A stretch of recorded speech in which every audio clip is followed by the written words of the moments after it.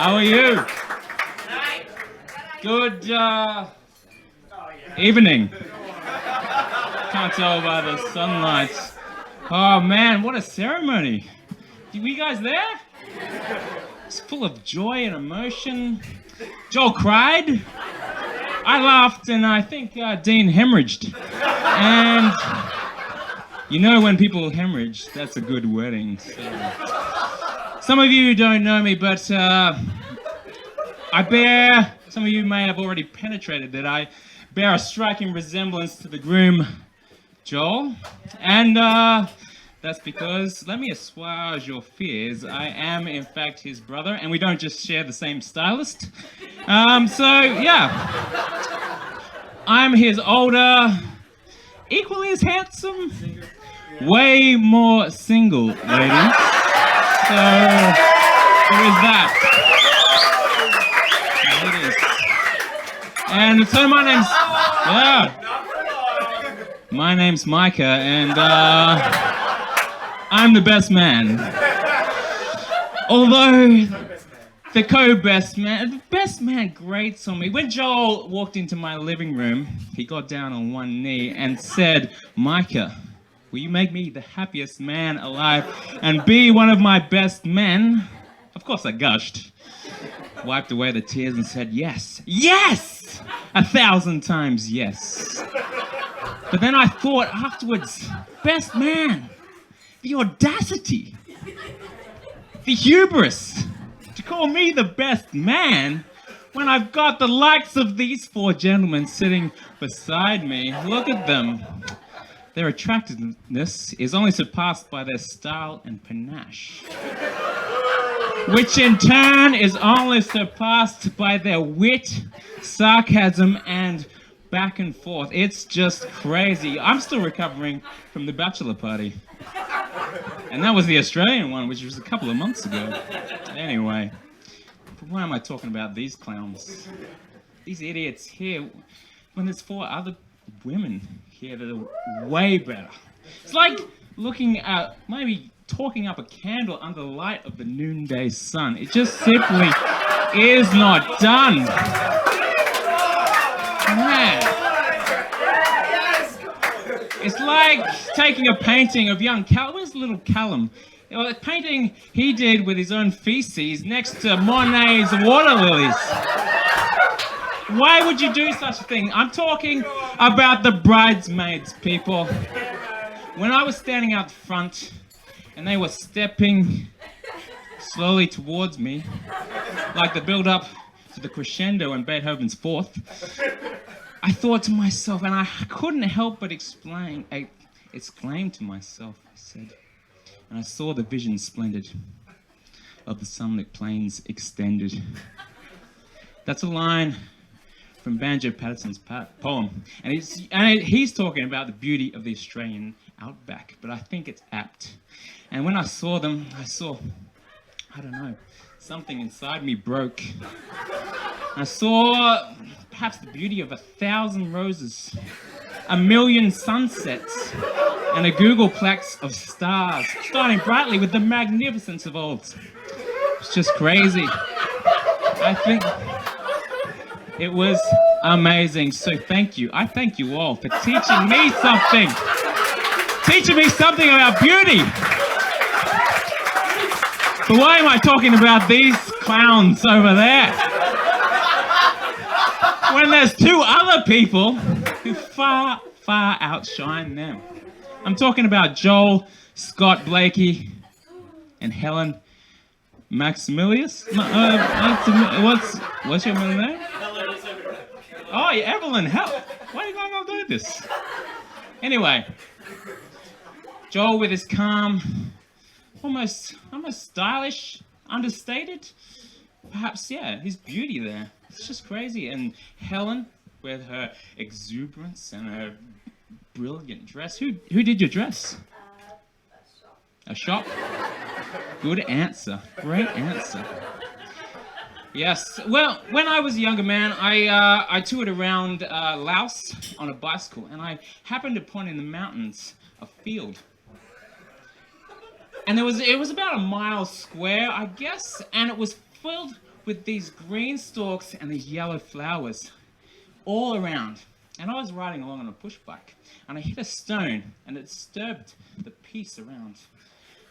But what happened was, these flowers, they rose up in the air as one, in a swirling eddy, because they weren't flowers.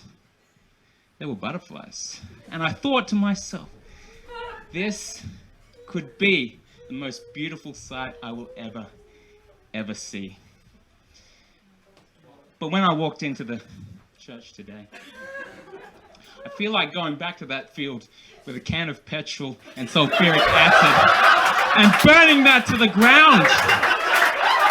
How dare that memory try and compete with the service today? How dare they? No, perhaps I've gone too far.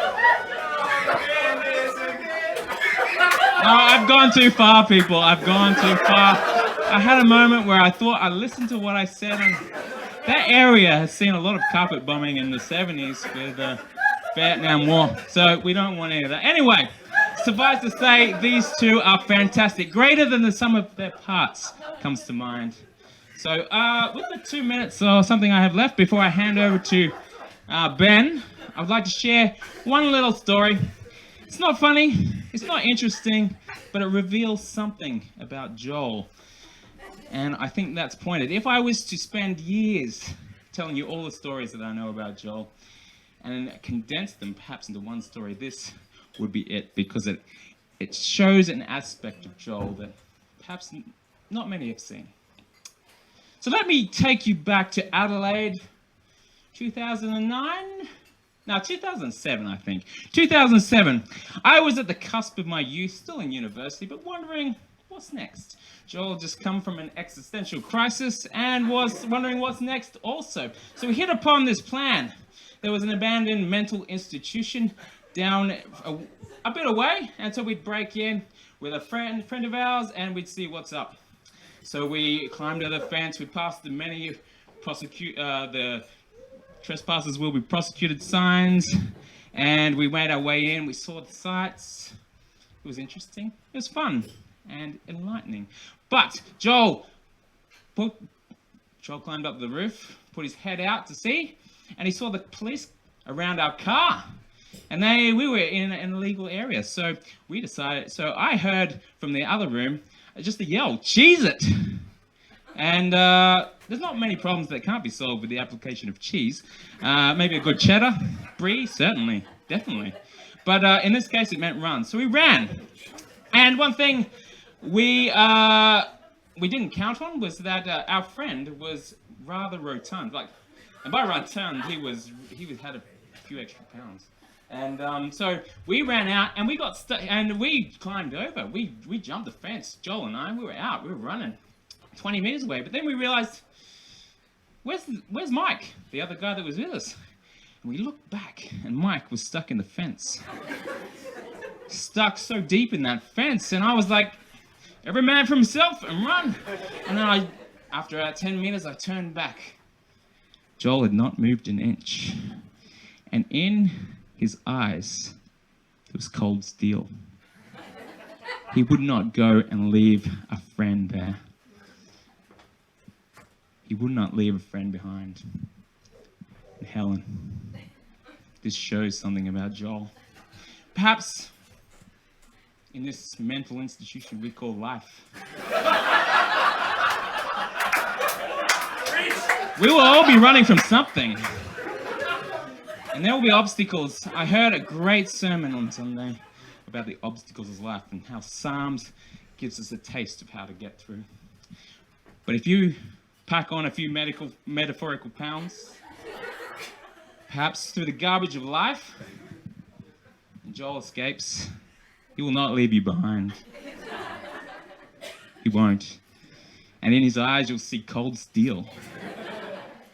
He will come back for you. But on the reciprocal account, you'll have to do the same for him. And so, in light of that, when many people ask me, where are you going, Micah? And I say, to my brother's wedding. And he goes, and they always ask, so Blakey, what's your brother like? What's his deal? I will always answer it one way. I'll say, "Sir, take a seat." Joel is an enigma, wrapped in mystery, wrapped in 2 pieces of bacon. And I will say, but there's one thing you have to know about Joel. He's got wisdom in his head, the Lord Jesus Christ in his heart, a fiery inferno in his belly, and cojones the size of basketballs. So that's the Joel. And if I could quickly give you one piece of advice, and that was the advice that the minor prophet Micah gave to Israel. What was that? What was that verse?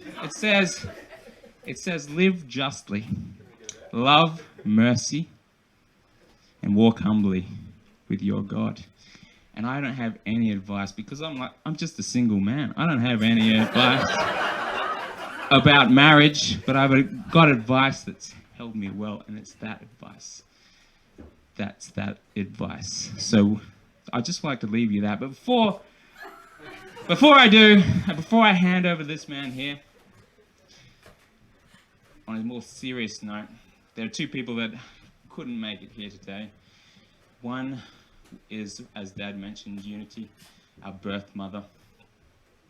And I was talking to a wise woman last night, and she said, what a mother looks for is for their son to be looked after. And I think, Helen, you will do that. How do I know she would be happy with with the wife Joel's found? Well, I look at who she passed the torch over to, which is Jane, Mum. And she's immensely happy. And so she had the hard part of raising us. And so I look at she's happy, and I know Unity's happy. The other person is Nathan. And I just like to make mention that Nathan would be extremely proud of what you've achieved and who you've got as a partner. So yeah, I know that Ben will have some more, but let's give Ben a huge welcome as he comes up here.